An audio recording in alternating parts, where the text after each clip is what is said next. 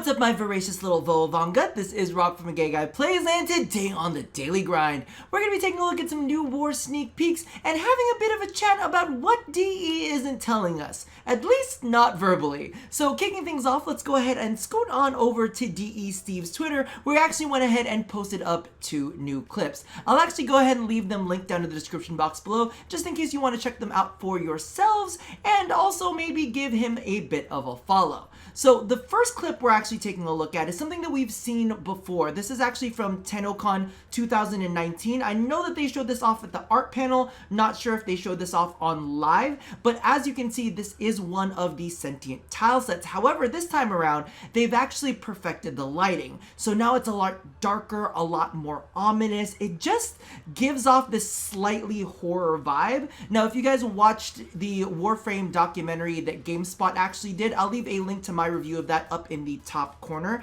DE Rebecca actually mentioned the fact that when it came to Plains of Duviri, they're actually moving into more of an adult phase of Warframe, but I kind of see them taking steps to that in the new war. Now, moving along to the next clip, we have something even more freaky and psychedelic. We actually get a close-up of one of the tile set walls, which is textured, but also undulating. It's almost like pulsing. It kind of reminds you of the fact that in the Sentient outpost, we're actually inside of a Sentient. At least that's my understanding. All of the outposts apparently are constructed Sentients that are like floating around, like the Sentient mothership that we saw in a previous dev stream. So it's a really, really interesting take, and also reminds us of a much bigger, freakier, ominous threat. Now, the reason why I actually wanted to go ahead and bring this up is because on DevStream 131, they kind of slipped in something that they didn't really elaborate on too much. They were just like, oh, it's something that we're working on, and you can kind of see it straight out of the gate. This is the Sentient tile set that they actually showed us before, but the most interesting part of it is you're actually getting multiple players flying into a landing area. Now, as many of you guys are fully aware, the new war is going to be an upcoming quest. However, in all previous quests, they've all been single player, which, to be honest with you, I'm pretty sure that the next, quest that we are going to get is still going to be single player, but this could be hinting at the fact that this isn't just a quest, but it's something that we'll actually be able to jump back into and replay again. Now, the reason that I got tipped off to this was actually something that they showed off again at TennoCon, but I think we all forgot about, and something that DE isn't really bringing up. Jeff actually stated during the 2019 art panel, said, a lot of new content is coming with it, aka the new war. It's more than just a story about your mom. So clearly there is more along the lines. Even DE Scott has said there is more to the new war than any of that. But I think that they've kind of kept tight-lipped, mainly because of the fact that it's going to be a little bit of a spoiler. Now, if we take a look at all of the cinematic quests that we've seen previously, we've had the Second Dream. And at the very, very end of the Second Dream, spoiler alert, there is the focus system and our introduction to our operator, right? Within the War Within, we had Kuva missions, and then we also had Ribbons, which was like a big, massive hit. And then after that, we had the Sacrifice, the next in the cinematic quests, and then they showed us off the Umbra mods. So each of these big cinematic quests that they've given us have always been a prelude to something that kind of follows. Even though Umbra mods were really like not a massive thing, like it seems like DE is kind of leaning into something a bit bigger. And I think that many of us have forgotten all about it just because DE doesn't want to talk about it. So for those of you guys who don't remember, on the art panel, they actually went ahead and showed off a part of the tile set, but even more importantly, they actually went ahead and went over new troops. So we had the Aerialist, which is this high mobility kind of flying Sentient that has these big hands. I almost think that they might be like melee creatures that jump in and jump out of combat as they like swing at you. We had the Dalichalist, which is this transport troop. A lot of people were saying that, oh, he looks like a snotty little waiter. I personally think he looks like a big vagine that gives birth to other sentients. It's literally a portal that he forms with his body and just starts spitting out more troops. Then we had the Orothalist, which was a long-range enemy with 4 different types of weapons attached to it. Then they had the Symbiote, which carries a large shield, and then an unnamed sentient drone that was actually going to be able to fly or run depending on it. Jeff had actually commented, these guys are pretty far along. They're kind of in-game working and have animation sets for them. Now, of course, they weren't 100% polished when we took a look at them, but you have to remember that TennoCon was like 3 months ago.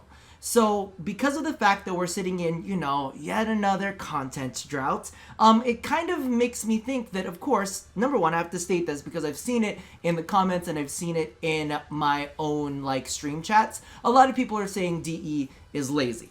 I don't think that they're lazy at all. I think that they're grinding away and working at these projects. The big heat that we've been giving them lately is that they're putting a lot of their effort into things that aren't fantastic. So I'm kind of hoping that, all of the silence that we've seen is mainly because of the fact that they're grinding away at something that is more for the new war. And of course, Empyrean. I almost feel like Empyrean is the red herring. They're pay attention to Empyrean. And then they're going to sneakily sink in the new war. And we're like, oh my God, it's so great. Even Rebecca had made comments during that stream that this is supposed to be difficult content. So as long as it's not just a difficult quest that we have to get through, but instead more varied enemy types and more difficult enemy types and a new tile set that we have to go through and fight, then I think that could maybe even potentially quell our wants and needs for some sort of end game content. The only thing that we really need to make sure is that the rewards are there and that they draw us to play there, because we didn't just see the aerialist with the dolly trottleist. We didn't just see these enemy types, right? We also saw sentient fighters, and more importantly, the sentient arm weapon. So it could be a whole new weapon type that they're adding into the game. They did say that the arm weapon was kind of like a core part of the quest.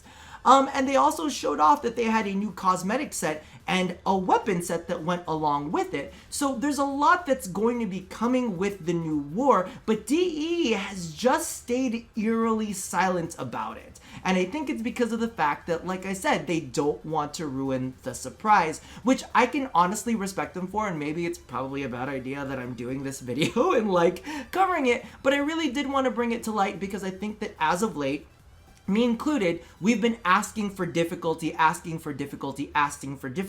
really trying to pound that into DE's head.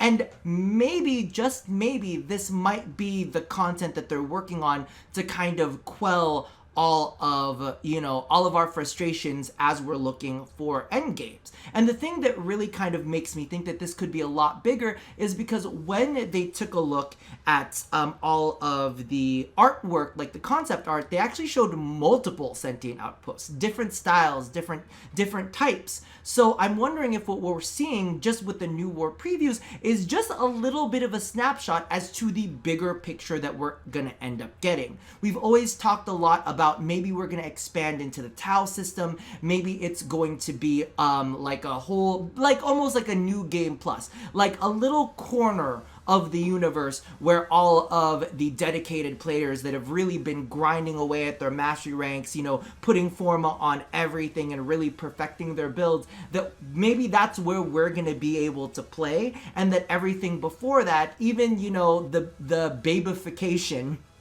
of arbitrations is kind of like, that's going to be the baby stuff. We're going to go ahead and give you the hard-hitting stuff. So to me, I'm really excited about all of this. I'm just kind of crossing my fingers that, number one, we see it soon. Now, usually these quests are actually released somewhat towards the end of the year, so we tend to see them kind of in November and December, which would be a great idea for DE, because not only is that when winter break starts for a lot of the high school kids and even maybe some of the college kids, but also because it's kind of sandwiched in a time that's gonna be really, really hard for Warframe. Because as you guys know, right now we have Borderlands 3 out, we have Destiny 2 out, that's really, sinking its teeth into the Warframe player base. In addition to all of that, we're also seeing things on console for Monster Hunter World Iceborne, and early next year, we're gonna get things like the Iceborne expansion on PC. We're gonna be seeing things like Cyberpunk 2077.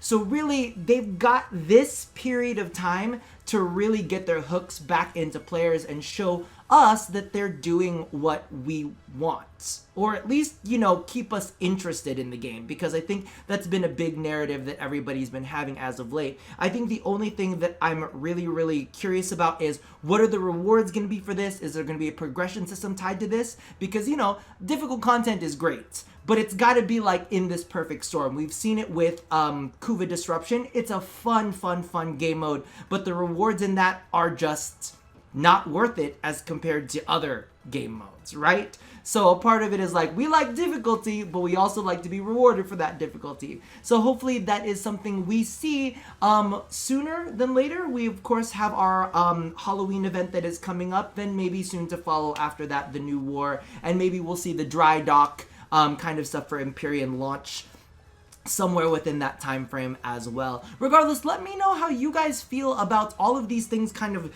culminated together. Like, getting to take a look at the new war holistically instead of just these sneak peeks that we've seen so far. Let me know what you're excited to see, what your hopes are for all of that, what DE would really need to do to kind of like pull you back in to Warframe. Regardless, that about does it for me for now. Toss all your feelings down in the comments below, and as always, love somebody, hurt nobody, and follow me on Instagram at @agayguyplays. I'll see you guys next time. Bye bye. And you can touch your body too if you feel like it.